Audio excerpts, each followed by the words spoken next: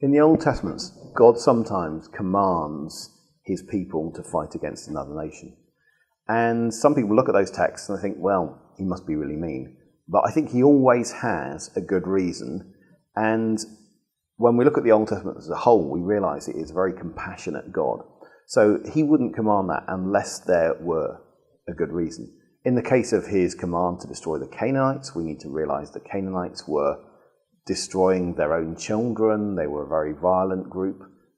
They were sacrificing their own children, in fact. And what God commanded put an end to that. Also, that group of people were given ample warning. God did two very big miracles. One is the letting the Israelites pass through the Red Sea, the other one as they passed through the Jordan, which had dried up. And both of those were known about by the Canaanites, according to Joshua chapter 2 and Joshua chapter 5. So he gave two testimonies, if you like, to the Canaanites of how big a God he was. He gave them a 400-year period. He said, Genesis 15, verse 16, he's not going to judge the Canaanites yet because their wickedness wasn't yet bad enough.